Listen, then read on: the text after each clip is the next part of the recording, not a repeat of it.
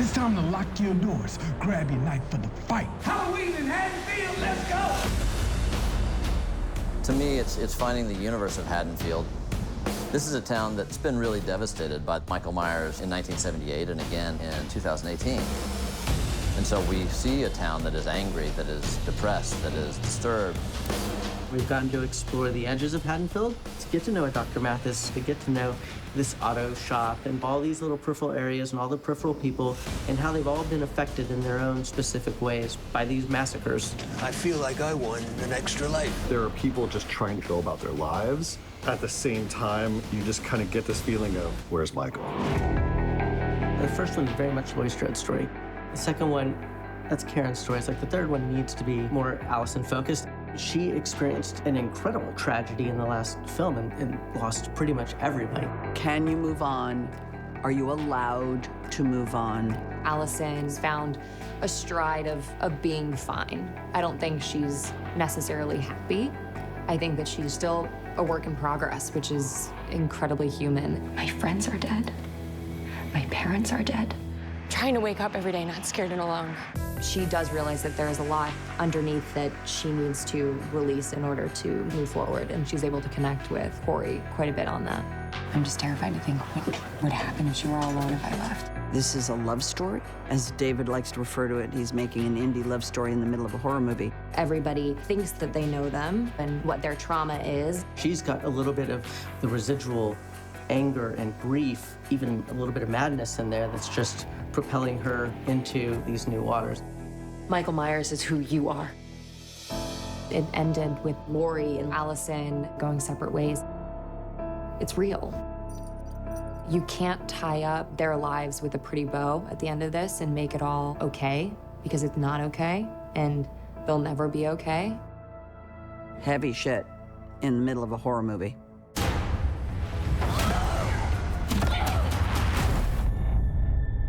I've survived all these years. It's not fucking taking me down now. Somebody help! Take her to the emergency room, please. I was wheeled into the hospital. I didn't look like life-threatening injuries, but I didn't know I was going to coming back to Halloween Ends. It's a different movie. Yeah. Lindsay and Laurie are the original survivors of this. And, you know, it's only fitting that all these years later that we're here together. After so long, these two women have actually now bonded as friends. It's not a big city where everybody gets lost and is insignificant. These relationships overlap and evolve, and you can go from a babysitter to a best friend. Are we like this? It's a good look. You do. Everything you wear is good. How many people can say, you know, oh, we played these characters in 1978, and now this is our third film together. Really nice. One more time. There's beautiful poetry in that. Makes you feel good. The 2018 movie felt just like the 1978 movie. Scrappy, fast, let's go make a movie. It was deja vu. He had his gang, someone from film school and stuff like that. John had his gang from film school. That has continued with these Halloween movies. We're all still scrappy, trying to pull off these movies like a hat trick. It's day 32. What is the biggest takeaway we've had? Blood is very sticky. Pull that fluff off my fingernail. Weird business we work in. Yeah. Wash the eye, still gushing.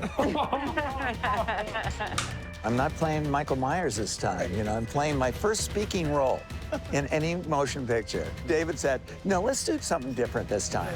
See anything you like? There's something very distinct about a David Gordon Green production. It's all good. Just rock and roll. The promise I made myself is just don't look like a loser in front of David Gordon Green. Just try and be cool with David, like, don't get too excited. This is gonna be so cool. I think it'll work. Okay. David is really good at bringing people together. Jesse, say, I don't know why she keeps slating in the middle of everything. I don't know why she keeps slating in the middle of everything.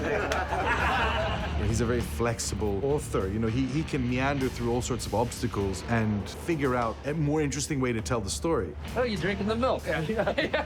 I'm a milkman myself. Yeah, I'm a milkman myself.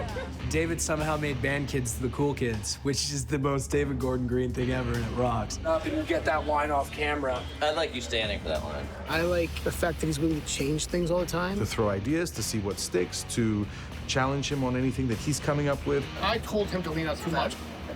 Yeah, I think it's not bad. We're very flexible and play jazz together a lot. I wish everybody could have a ticket to watching David shoot. There's a looseness with each other. It's fantastic.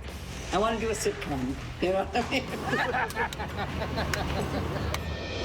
There's so many smiles when you walk onto this set. That secret sauce of camaraderie and mutual respect, and I dare say love for each other. People are sharing lots of information with me today. That is the beauty of being a member of a crew. He's back! What's up? He's back! What up, dog?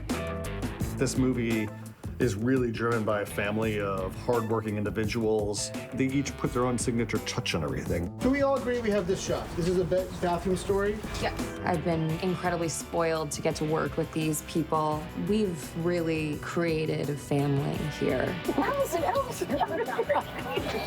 be honest, on Halloween Ends, it was a blast, the entire thing. We as a crew, I don't think could have laughed more. So should I? Oh, fucking hell, Jesus Christ. How are you in there? I'm working with a bunch of people that have worked with each other for a long time now, and they have their rhythm and they have their dialogue with each other, and to learn it, it's really a fun place. I'm glad that I know you at this stage where you're still humble and hardworking before you become like a famous shithead actor. For it to be the last one is very bittersweet. It is the final fucking Halloween wrap for Kyle Richards. I always hate the final scene. I hate when they say, took the gate, it's the end, finished, because it's emotional for me. This has been a huge part of my life and a huge part of my growing up. I booked this in 2017, and it's 2022. It's 5 years of my life, and a lot has happened. Every time she walks on set, she evokes a smile and an inspiration. And I'm saying all these things not because I'm rapping her, because I'm not sure if I'm rapping her. I'm just celebrating Andy. It being the last and the final and the third, and it's just a lot more visceral this go round.